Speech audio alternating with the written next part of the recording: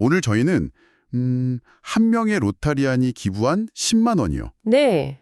이게 어떤 여정을 거쳐서 뭐랄까 세상에 긍정적인 영향을 미치는지 그 발자취를 한번 따라가 보려고 합니다. 아, 좋은 주제네요. 그 여정의 모든 단계에서 기부금을 지키고 또 그 가치를 극대화하는 원칙, 바로 스튜어드십이 오늘의 주인공입니다. 네, 맞습니다.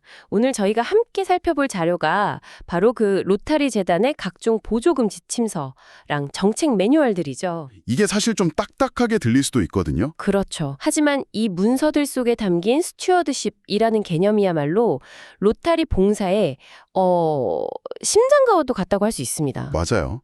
단순히 돈을 잘 쓴다, 이런 차원을 넘어서는 이야기죠. 훨씬 넘어서죠. 이번 시간을 통해서 이 자료들을 바탕으로 기부자의 그 선한 마음이 어떻게 보호되고 또 증폭되는지 그 체계적인 약속의 세계를 함께 탐험해 보겠습니다. 좋습니다.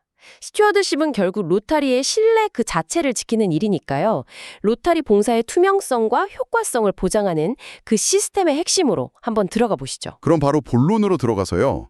이 스튜어드십이란 단어, 이거부터 좀 제대로 짚고 넘어가야 할 것 같아요. 네, 그게 우선이죠. 자료에 나온 공식적인 정의를 보니까 로타리 재단 기금을 책임감 있고 투명한 방식으로 사용하고 재단 정책에 따라 보조금 프로젝트를 실행하는 것, 뭐 이렇게 되어 있더라고요. 정확합니다. 그런데 이 단어의 뿌리, 그 어원을 알면 의미가 훨씬 더 깊이 와닿으실 거예요. 어원이요? 네. 스튜어드라는 말이 원래는 대저택이나 영지를 주인 대신 관리하던 집사나 관리인을 뜻하는 말이었어요. 아, 집사요? 네. 그러니까 이게 내 것이 아니라 다른 사람의 소중한 자산을 책임지고 관리하는 사람, 이런 의미가 담겨 있는 거죠. 와, 그거 정말 흥미로운 비유네요. 그럼 로타리안들은 기부자들이 맡긴 그 선한 자산을 관리하는 일종의 신뢰의 파수꾼 같은 역할이군요. 바로 그겁니다. 신뢰의 파수꾼. 지난 100년간 로타리 재단이 40억 달러 이상을 전 세계 프로젝트에 지원했다는 걸 생각하면 와, 이 파수꾼의 책임이 정말 막중하게 느껴지네요. 바로 그 지정입니다. 그래서 스튜어드십이 무너졌을 때의 결과는 이게 단순히 돈 몇 푼을 잃는 것에서 끝나지가 않아요. 더 문제가 있군요. 그럼요. 자료에서 지적하듯이 첫째로 기금의 도난이나 유흉 같은 직접적인 자금 손실이 발생하죠. 네. 둘째로는 로타리의 명성이 훼손됩니다. 기부자들의 신뢰를 잃는 건 물론이고 도움을 주려 했던 지역사회와의 관계까지 망가질 수가 있어요. 결국 프로젝트의 영향력은 줄어들고 최악의 경우엔 그 해당 클럽이나 지구가 앞으로 보조금 사업에 참여할 자격 자체를 박탈당하기도 합니다. 사실 어떤 분들은 아니 좋은 일하는 건데 너무 빡빡하게 구는 거 아니냐 이렇게 생각할 수도 있을 것 같거든요.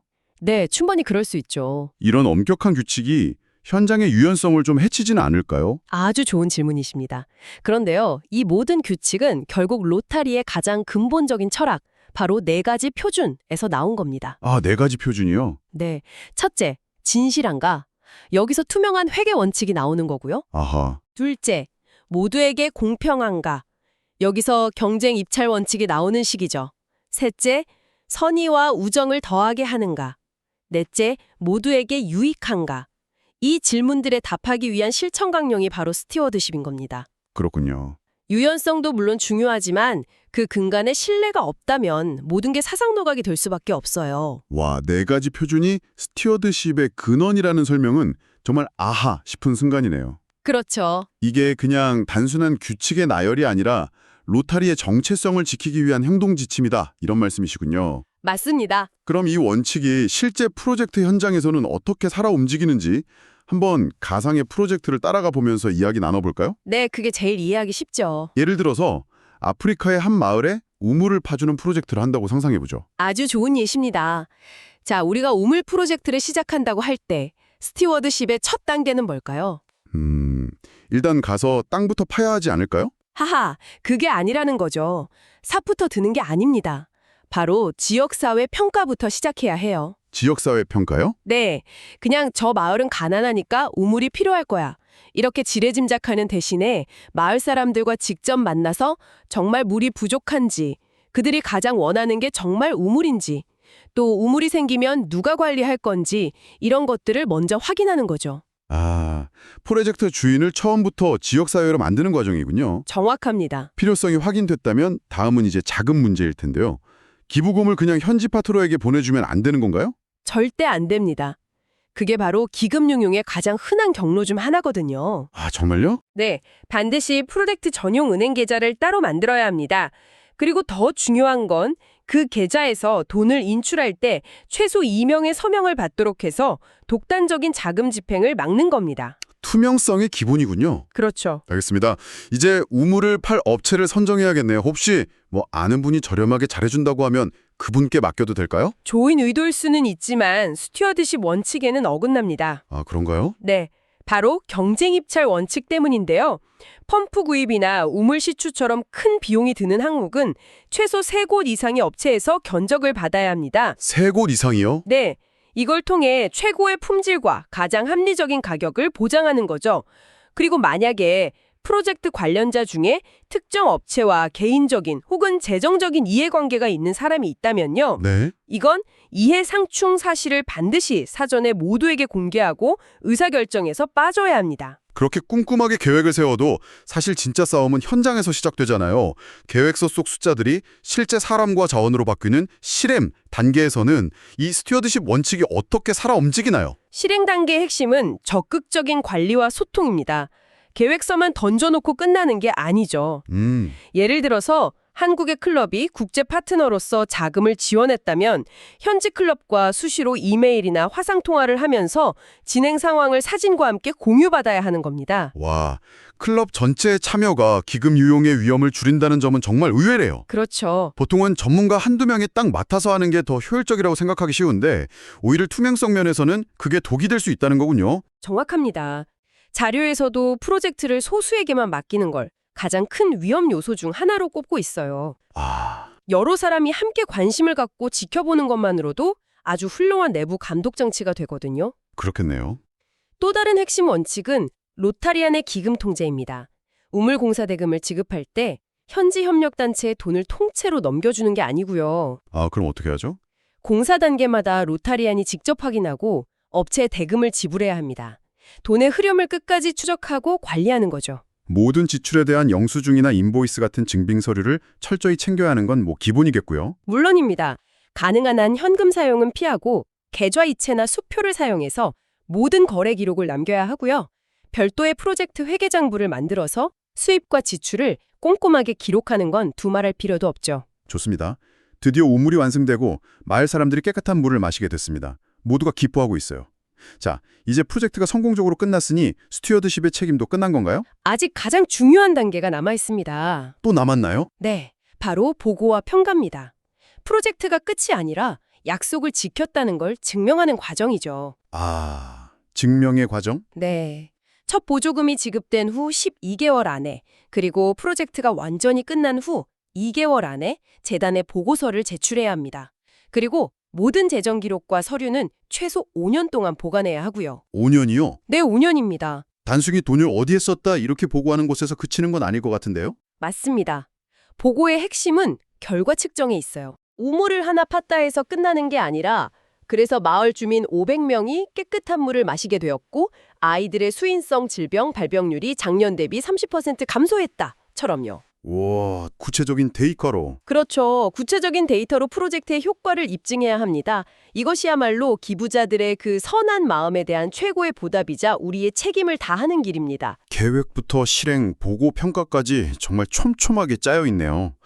그런데 이 모든 과정이 잘 지켜지도록 하는 안전장치, 그러니까 클럽의 양심에만 맡기지 않는 그런 감독 시스템은 어떻게 구성되어 있나요? 로타리는 여러 겹의 감독 시스템을 갖추고 있습니다. 첫 번째 방어선은 클럽 및 지구의 자격 인증 제도예요. 자격 인증이요? 네, 클럽이 재단 보조금을 신청하려면 매년 지구가 주관하는 보조금 관리 세미나에 최소 1명 이상이 반드시 참석해야 합니다. 잠깐만요. 그건 매년 자격을 갱신해야 한다는 의미인가요? 한번 인증받고 끝나는 게 아니고요. 바로 그겁니다. 와, 꽤 번거롭지만 그만큼 중요하게 생각한다는 증거겠네요. 그렇죠. 매년 클럽 회장과 차기 회장이 재단의 규정을 준수하겠다는 양해각서, MOU에 서명해 제출해야만 자격이 유지됩니다. 지속적인 교육과 약속의 갱신을 통해서 스튜어드십에 대한 인식을 계속 높이는 거죠. 클럽 차원을 넘어선 지구의 역할도 중요할 것 같은데요? 물론입니다. 지구에는 보조금 소위원회와 스튜어드십 소위원회가 있습니다. 각각 어떤 역할을 하나요? 보조금 소위원회는 클럽이 제출한 프로젝트 계획서를 꼼꼼히 검토하고요. 스튜어드십 소위원회는 프로젝트가 규정에 맞게 잘 운영되는지 감독하는, 뭐랄까 일종의 지역 감사팀 역할을 합니다. 문제가 발생했을 때 일차적인 조사와 해결을 담당하기도 하고요. 만약 저희가 추진하는 우물 프로젝트가 아니라 수십만 달러가 들어가는 대규모 병원 건립 프로젝트라면 이건 더 전문적인 검토가 필요할 것 같은데요. 정확합니다. 바로 그런 경우를 위해 로타리 재단 기술자문단이라는 전문가 그룹이 있습니다. 기술 자문단이요? 네, 영어로는 Cadre of Technical Advisors라고 하는데요.